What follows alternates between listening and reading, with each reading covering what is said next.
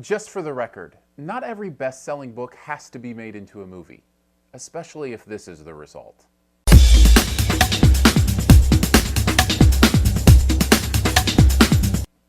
Alex Cross, starring Tyler Perry as a detective on the hunt for a serial killer, played by Matthew Fox. Also, I think the same character that Morgan Freeman played several years ago. It's based on a James Patterson novel, and I'm assuming they're related. Along Came a Spider, I think was the name of the Morgan Freeman movie. I think there was another one. I don't know. I haven't read the books. I didn't really pay attention to those movies when they came up, but I'm guessing it's a book series. I have, however, watched this movie, and that's unfortunate.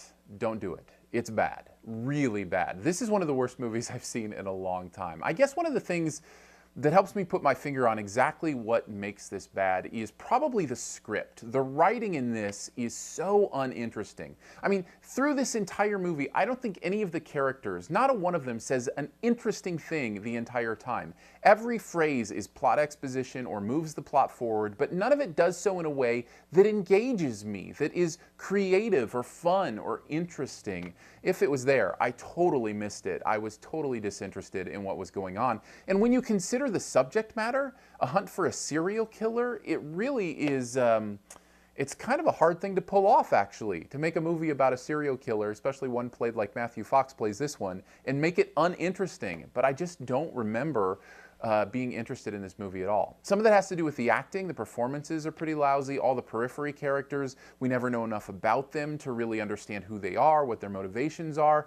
If there is a decent performance in this movie, it's probably Ed Burns, who plays the friend of Tyler Perry. He does a decent job, but everybody else just isn't up to the task, including Tyler Perry himself, who really feels like a fish out of water in this movie. Just does not feel like this is the kind of actor he's meant to be, and you feel it throughout the entire thing. So it's disinteresting. If I had to find something good to say about it, it would probably be the setting. I guess if I had to stretch, it's set in Detroit, and some of that is filmed well. You get a sense that they really used kind of the inner city of Detroit to make these interesting urban landscapes, including this final scene that is set in this abandoned theater that is really actually kind of beautiful, and it's kind of attached to this parking garage, and this climactic battle between this serial killer and this detective happens there. That, at least the setting was interesting. You know how people will say sometimes that a place becomes its own character in the movie? That's how I felt about Detroit in this movie. It kind of became its own character. Not only that, but probably the best actor in the movie as well goes to Detroit, Michigan. That's not a good thing. And this movie just never treats the audience with any kind of respect. They lay everything out there for you on a platter as if you can't figure things out or follow the movie if they didn't do it. A lot of that's seen in Matthew Fox's performance. It's this crazy, over-the-top serial killer performance, and I've liked him. I loved him in Lost.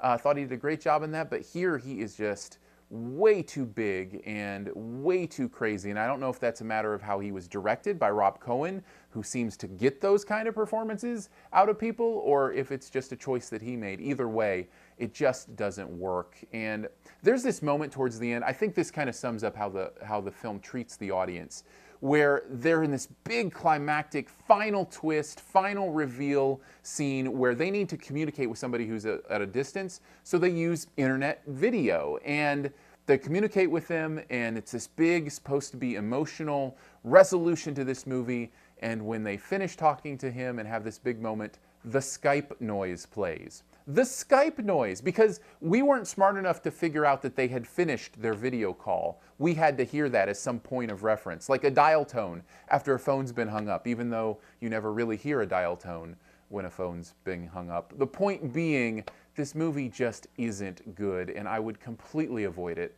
at all costs.